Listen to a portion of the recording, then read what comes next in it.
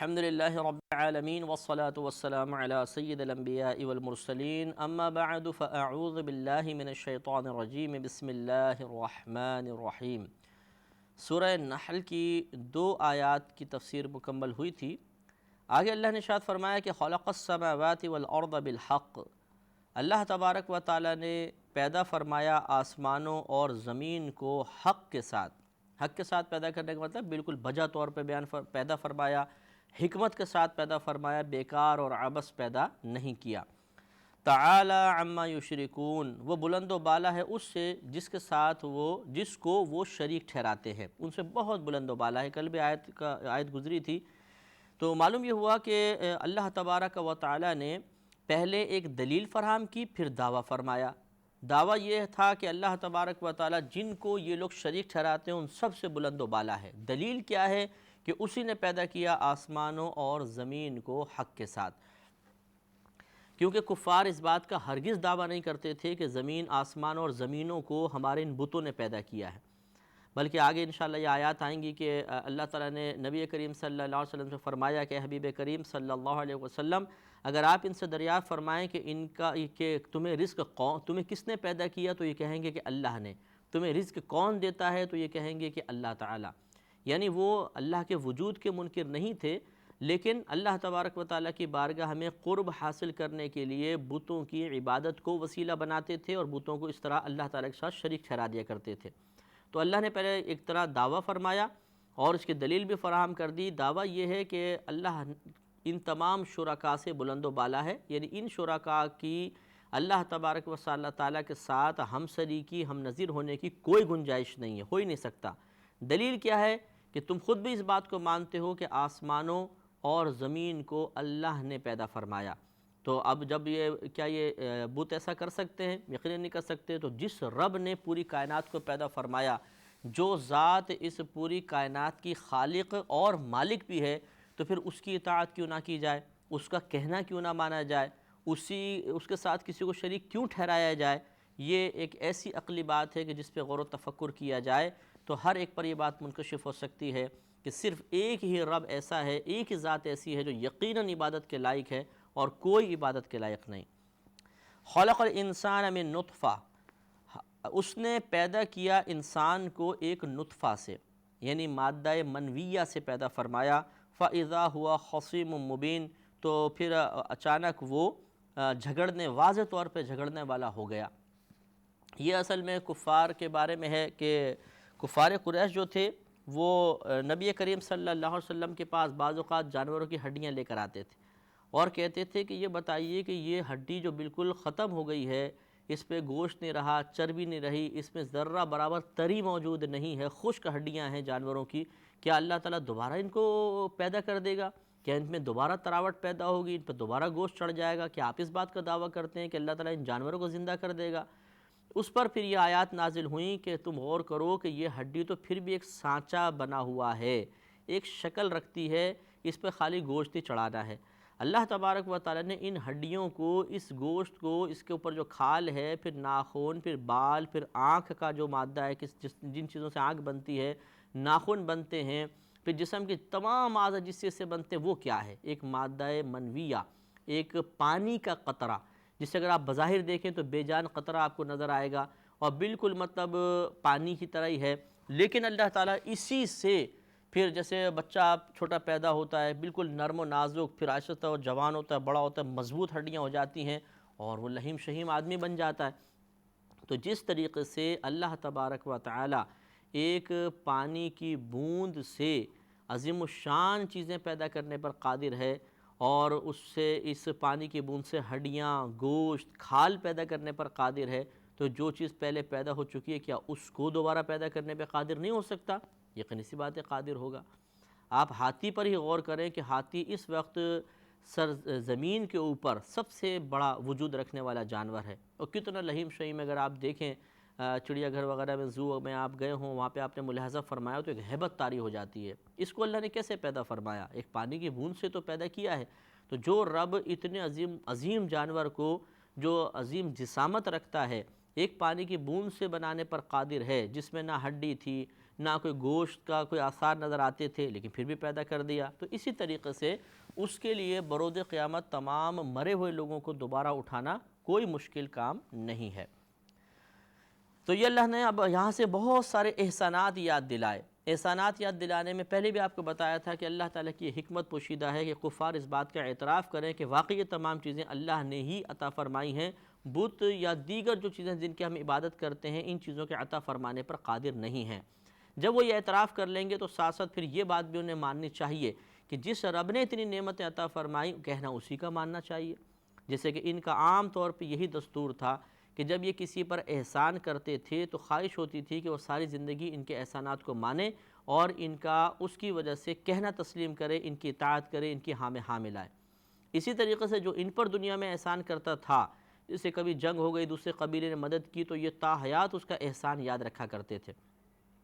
تو اس طرح اللہ تعالیٰ نے ان کی عادت کے موافق حکمت کے ساتھ پھر وہ آیات نازل فرمائیں جو اللہ تبارک و تعالیٰ کی طرف سے عطا کردہ نعمتوں اور انعامات کے ذکر پر مشتمل ہیں کہ جس طرح تم دنیاوی تھوڑے سے کسی سے فائدہ حاصل کرتے ہو تو ساری زندگی اس کے احسان مند رہتے ہو، اس کا کہنا مانتے ہو، تو اس رب کے بارے میں تمہارا کیا خیال ہے جو تا حیات تمہیں ہزارہا نعمت عطا فرما رہا ہے اور پھر بھی تم اس کا کہنا نہیں مانتے؟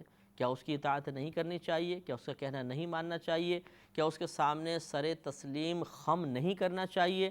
تو یہ ایک سوچ فراہم کرتی تھیں آیات، اس لیے اللہ نے ان کو بیان فرمایا. اور آگے آپ دیکھیں گے کہ اللہ تعالیٰ نے کتنے مختلف انداز سے ان پر تفکر کی دعوت بھی بیان فرمائی. لہذا آگے ارشاد فرمایا کہ وَالْأَنْعَامَ خَلَقَهَا، اور اس نے چوپائے جانور پیدا فرمائے. لَكُمْ فِيهَا دِفْءٌ، اس میں تمہارے لیے ان جانوروں میں گرم لباس ہیں. گرم لباس جیسے ہم اون لے کے اس سے لباس بناتے ہیں یا ان کی کھالوں کے لباس تیار کرتے ہیں تو اس طرح گرم لباس ملتا ہے.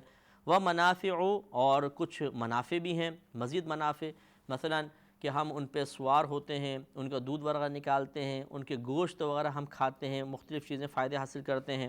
وَمِنْهَا تَأْكُلُونَ، اور ان میں سے بعض کو تم کھاتے بھی ہو، یہ بھی تمہارے لیے ایک نفع ہے. تو یہ احسان یاد دلایا کہ اللہ تبارک و تعالیٰ نے کتنا تم پر احسان کیا کہ جانور پیدا کر کے ہزارہا فائدے ان کے اندر پوشیدہ فرمائے جن کو تم حاصل کرتے رہتے ہو. وَلَكُمْ فِيهَا جَمَالٌ، اور تمہارے لیے ان میں خوبصورتی ہے، ایک جمال ہے. یعنی جو جانور ہوتے ہیں اس کی وجہ سے انسان کو عزت حاصل ہوتی ہے. جیسے کہ جو اعلیٰ نسل کے گھوڑے رکھتے ہیں آج کل کے دور میں، یقینی سی بات ہے اس سے ان کی شان میں اضافہ ہوتا ہے. یہ پہلے دور کے اندر جو جتنی کثرت کے ساتھ جانور رکھتا تھا اسے اتنا ہی زیادہ مالدار اور قابل عزت تصور کیا جاتا تھا، بلکہ جانوروں کی کثرت سے اس کے درجات کا اندازہ ہوتا تھا کہ اس کی تو بھئی اتنی بکریاں ہیں، اتنے اونٹ ہیں، اتنے گائے اس کے پاس ہیں. تو اس طریقے سے اللہ نے اس میں فرمایا کہ تمہارے لیے جمال رکھا ہے. حینا تریحون، جس وقت کہ تم شام کو ان کو واپس لے کر آتے ہو، وحینا تسرحون، اور جب تم انہیں چرنے کے لیے چھوڑتے ہو. تو ذرا دیکھو کیا خوبصورتی اللہ نے ان جانوروں کے اندر رکھی ہے. وَتَحْمِلُ أَثْقَالَكُمْ إِلَى بَلَدٍ، اور یہ جانور تمہارا بوجھ اٹھاتے ہیں ایسے شہر تک، لَمْ تَكُونُوا بَالِغِيهِ إِلَّا بِشِقِّ الْأَنفُسِ، کہ جس شہر تک تم سوائے اپنے آپ کو شدید مشقت میں مبتلا کیے ہوئے نہیں پہنچ سکتے. جیسے بعض علاقے تھے پہاڑی علاقے، آج بھی آپ افغانستان سائڈ وغیرہ پہ چلے جائیں تو بعض علاقے ایسے ہیں جہاں گاڑیاں چل ہی نہیں سکتی ہیں. تو وہاں اب بھی اونٹوں پر، خچروں پر، گھوڑوں پر، گدھوں پر سامان لاد کر وہاں تک پہنچا جاتا ہے. تو گویا کہ اللہ نے سمجھایا کہ اللہ تبارک و تعالیٰ نے ان جانوروں کے اندر وہ قوت، وہ خصوصیت رکھی اور ان کے پیروں کے اندر اللہ نے وہ طاقت رکھ دی ہے کہ منو وزن اٹھا کر یہ چلتے ہیں اور ایسے شہروں تک تمہیں پہنچا دیتے ہیں کہ اگر یہ وزن اٹھا کے تم خود چلتے تو اپنے آپ کو تھکا دیتے، تم وہاں پہ تھک جاتے، تمہاری جانیں عذاب میں آ جاتی. لیکن اللہ کا یہ احسان ہے کہ اس نے جانور پیدا کر کے تمہیں اس مشقت سے بچا لیا.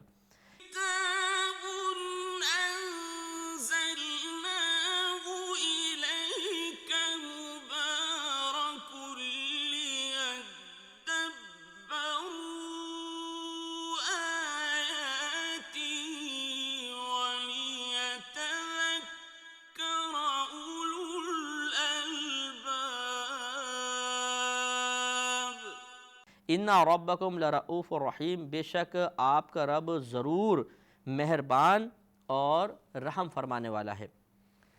مزید فرمایا کہ کیا کیا پیدا فرمایا کہ والخیلا والبغالا والحمیرا، اور اس نے گھوڑے، خچر اور گدھے پیدا فرمائے، لترکبوہا تاکہ تم ان پر سوار ہو، وزینتاً اور انہیں زینت کے لیے پیدا فرمایا، یا زینت کو اللہ نے پیدا فرمایا کہ مختلف قسم کی چیزوں سے جو ہم خوبصورتی حاصل کرتے ہیں یہ بھی اللہ نے پیدا فرمایا، اور یہ بھی اللہ تعالیٰ کا احسان ہے۔ اس میں لباس بھی آ جائیں گے، اور مطلب بال جن سے ہم زینت حاصل کرتے ہیں، اور دیگر جس بھی چیز سے ہم زینت حاصل کرتے ہیں جائز زینت، ان کا بھی اللہ نے احسان یاد دلایا۔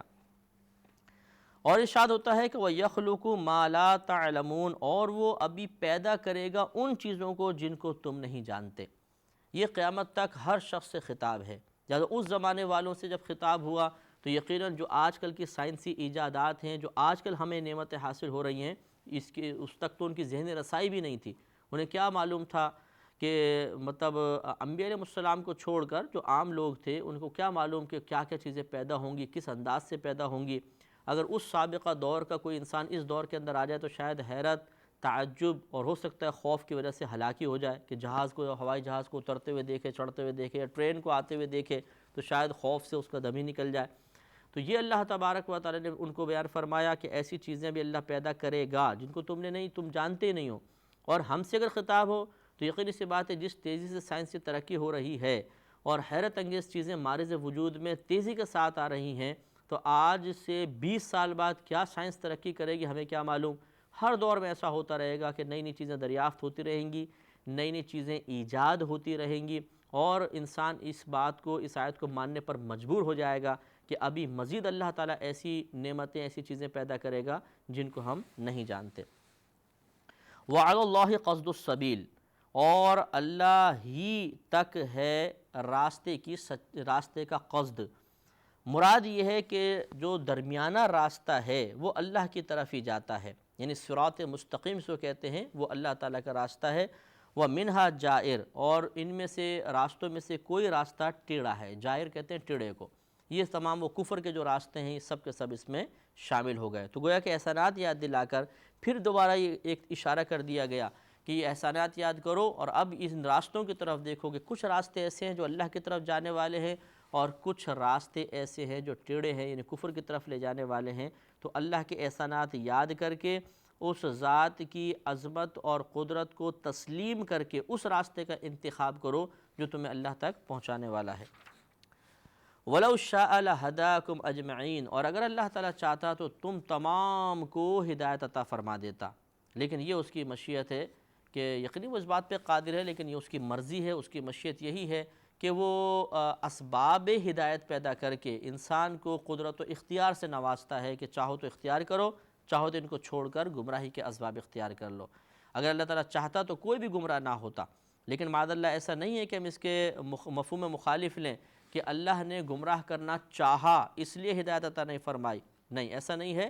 اگر اللہ تعالیٰ ہدایت دینا چاہتا سب کو ہدایت دے دیتا، لیکن اللہ تبارک و تعالیٰ نے گمراہ کرنا بھی نہیں چاہا، بلکہ اللہ نے یہ چاہا کہ اسباب ہدایت پیدا کرے، اسباب گمراہی پیدا کرے، اور اپنے بندوں کو قدرت و اختیار دے دے۔ کچھ چیزیں ان کی معاون بنا دی جائیں، جیسے عقل ہے، انبیاء علیہ السلام، آسمانی کتابیں، نیک دوست، تبلیغ کرنے والے، اور کچھ چیزیں مخالف بنا دی جائیں، جیسے برے لوگ، گناہوں کی طرف مائل کرنے والے، کفر کی طرف کھینچنے والے، گمراہی کی طرف لے جانے والے، شیطان، نفس، دنیا، ان تمام کو بھی پیدا کر دیا، اور ہمیں درمیان میں چھوڑ دیا گیا کہ اب اپنے آپ کو ان تمام آلائشوں سے بچا کر اللہ کے راستے پہ لگا لو تو کامیاب ہو جاؤ گے، اللہ کے راستے کو چھوڑ دو گے تو گمراہ ہو جاؤ گے۔ پھر مزید احسانات یاد دلائے کہ هو الذی انزل من السماء ماء لکم منہ شراب ومنہ شجر فیہ تسیمون، وہ وہی ذات ہے کہ جس نے نازل کیا آسمان سے پانی کو تمہارے لیے، اس پانی میں تمہارے لیے پینا ہے، یعنی پینے کا ایک نعمت، پینے کی لذت اور نعمت موجود ہے۔ ومنہ شجر، اور اسی پانی سے درخت بھی ہیں، فیہ تسیمون، جن میں تم اپنے جانوروں کو چراتے ہو، یعنی اسی پانی سے کھیتی وغیرہ اگتی ہے، گھاس اگتی ہے، اور دیگر جو جانوروں کے چارے ہیں اگتے ہیں، اپنے جانوروں کو تم چراتے ہو۔ یہ بھی ایک احسان یاد دلایا کہ یہ اللہ تعالیٰ نے آسمان سے تمہارے لیے نفیس میٹھا پانی نازل فرمایا۔ یُنبِتُ لَکُم بِہ الزَّرْعَ وَالزَّیْتُونَ وَالنَّخِیلَ وَالْأَعْنَابَ، اور وہ پیدا کرتا ہے تمہارے لیے اسی پانی کے ذریعے کھیتی اور زیتون اور کھجور اور انگور، ومن کل الثمرات اور ہر قسم کے پھل۔ چند کا تو خاص ذکر فرمایا کہ ان میں چونکہ بہت زیادہ فوائد پوشیدہ ہیں اور یہ بڑے مقدس اچھے پھل ہیں، اور یہ جنتی پھل بھی ہیں، زیتون ہے، نخیل یعنی کھجور ہے، انگور وغیرہ ہے، ایک انار بھی ہے، یہاں تذکرہ نہیں ہے۔ تو ان چیزوں کو اللہ نے پیدا فرما کے خاص طور پر ان کا ذکر کیا، اور پھر آگے مفہوم عام رکھ کر دیا کہ ومن کل ثمرات، اور ہر قسم کے پھلوں کو اللہ نے اسی پانی سے پیدا فرمایا۔ اور اب دیکھیں دعوت فکر دی جا رہی ہے کہ ان فی ذالک لآیۃ لقوم یتفکرون، بے شک اس میں ضرور نشانی ہے ایسی قوم کے لیے جو غور و تفکر کرنے والی ہے، یعنی ان باتوں پہ غور کرنا چاہیے۔ جس کو اللہ تعالیٰ نعمت تفکر سے نواز دے وہی ان پر غور و تفکر کرے گا، اور جس کو فکر کی نعمت حاصل نہیں ہے وہ اس کا ذہن فضولیات سے گھرا رہے گا، وہ اچھی باتوں میں کبھی تفکر نہیں کرے گا۔ تو آسمان سے نازل ہونے والے پانی پہ اگر آدمی غور کرے، جب بارش نازل ہوتی ہے تو کیسا لگتا ہے جیسے کوئی مطلب اسپرے کر رہا ہے، پریشر سے پانی آ رہا ہے، کوئی باقاعدہ ایک ذات ہے، قوت ہے جو پانی کو پریشر کے ساتھ پھینک رہی ہے۔ ایسا نہیں ہے کہ وہ بارش برسانہ گرنے والی ہو، ایک شہر پر ہوا آئے اور دوسرے شہر کے اندر لے جائے، بالکل اپنے ٹارگٹ پہ گرتی ہے۔ اور اتنا کثیر پانی، جب کبھی موسلا دھار بارش ہو ذرا غور کیجئے گا کہ اگر ہم اپنے پورے شہر کو سیراب کرنا چاہیں، چھڑکاؤ کرنا چاہیں، کیا کر سکتے ہیں؟ جب کریں گے کتنے عرصہ لگے گا، اس پہ کتنا خرچہ آئے گا؟ لازم بات ہے کہ کوئی ایسی ہیلی کاپٹر وغیرہ سے ہم پانی گرائیں گے، کتنے علاقوں میں گرا لیں گے، کتنی مقدار میں گرا لیں گے، اور بالکل برابر پانی گرے، بالکل برابر پریشر کے ساتھ برابر مقدار میں گرے، ایسا کر سکتے ہیں؟ نہیں۔ تو اسی پہ ہم غور و تفکر کریں تو اللہ تعالیٰ کی عظمت کا احساس قلب میں بیدار ہوتا ہے کہ جب آسمان سے بارش نازل ہو رہی ہو تو ذرا آپ کھڑے ہو کر غور سے دیکھیے کہ کتنے پریشر سے پانی آ رہا ہے، ہر گلی کے اندر، ہر چھت پر تیزی کے ساتھ گر رہا ہے، اور ایک وقت کے اندر چند منٹوں میں موسلا دھار جب بارش ہوتی ہے پورا کا پورا شہر ایک دم گیلا ہو جاتا ہے، پورے شہر میں گویا کہ چھڑکاؤ ہو جاتا ہے۔ وہ ذات کتنی عظمت اور قدرت والی ہے، وہ کتنی وسعت رکھنے والی ہے، اس کی صفات کتنی اعلیٰ ہیں کہ چند سیکنڈوں کے اندر ہزاروں میل کے رقبے کو وہ سیراب کر دیتا ہے، تو اسی پر یقیناً ایمان لانا چاہیے۔ تو ان باتوں پہ جب تفکر کریں گے، مثلا جیسے اب آپ پھل کھا رہے ہیں، ہم تو کھاتے ہیں مزے کے لیے، ارے لاؤ سیب لاؤ، پپیتا لاؤ، آم، واہ بڑا میٹھا ہے، بڑا مزیدار ہے، تو ذرا یہ بھی تفکر کر لیں کہ اس میں مٹھاس کس نے پیدا کی، خوشبو کس نے پیدا کی۔ ایک ہی زمین ہے، ایک جیسی کھاد ہے، ایک ہی طرح کا پانی اس زمین سے ہو کے درختوں میں چڑھ رہا ہے، لیکن سیب کے درخت میں سیب اگ رہے ہیں، آم کے درخت میں آم اگ رہے ہیں، ذائقہ دیکھیے، خوشبو دیکھیے، اور ان کے فوائد دیکھیے، سب کے الگ الگ ہیں۔ تو یہ چیزیں ہمیں مجبور کر دیتی ہے کہ ہم اس بات کو تسلیم کریں کہ ایک بہت قطع نظر اللہ کی ذات سے، ویسے میں عرض کر رہا ہوں، ایک بہت بڑا دماغ ہے جو ان کے پیچھے کام کر رہا ہے۔ یقیناً اللہ تعالیٰ اعضائے جوارح سے اور اعضائے باطنہ سے سب سے پاک ہے، دماغ کا ثبوت اللہ کے لیے نہیں ہے، سمجھانے کے لیے عرض کر رہا ہوں۔ تو تسلیم کرنا پڑے گا کہ ایک ذات ایسی ضرور ہے جو ہم سے زیادہ صلاحیتوں کی حامل ہے، اس کی صلاحیتیں بہت وسیع ہیں، اور اللہ تبارک و تعالیٰ وہ اللہ ہی ہے، اور ان صفات کو وہ استعمال کر کے بار بار ان صفات کے اظہار کے ذریعے اپنی قدرت اور عظمت کو بھی ظاہر کرتا ہے۔ اللہ تعالیٰ ہم سب کو اللہ تبارک و تعالیٰ کی قدرت اور عظمت کو بار بار ذہن میں لانے کی توفیق عطا فرمائے، آمین۔ وآخر دعوانا ان الحمد للہ رب العالمین۔